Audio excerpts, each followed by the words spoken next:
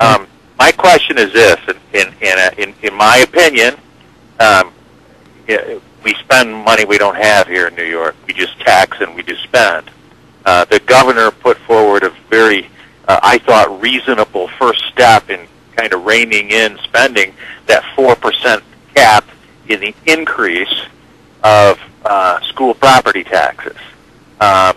Only a fool would be against it, and surprise, surprise, our New York State United teachers are fighting it tooth and nail. I don't know how anybody with a brain could fight it, but the teachers are fighting it. And it looks like Mr. Bruno and Mr. Silver have no backbone continued, even though, to me it's a reasonable thing. It sounds the latest polls are showing 75% plus New York State voters are supportive of that measure. Yet nothing ever happens because the special interests own both parties in Albany. Okay. It's probably a not fair question, but how are you going to fight that, sir? All right, we'll get an answer. Oh, thank you. I'll hang up and thank you, Mr. Renzi. Thank you. Well, I agree initially with the analysis of the property tax cap. I put out a press release on Wednesday actually saying that I'm in favor of it, and I think the legislature needs to approve this and approve it now as an important first step.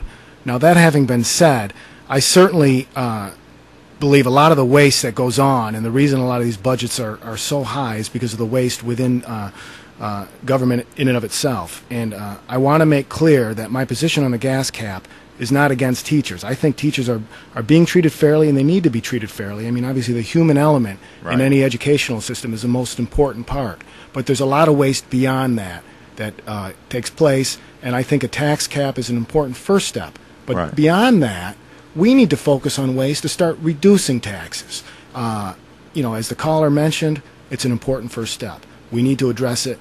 People need to have a little bit of courage and stand up and say what we need. And then we can start working on the rest of it, which is reducing it. I mean, currently, what's destroying our economy up here is the local property taxes. People can't make a living, and businesses don't want to come here because they recognize the tax ramifications when they do.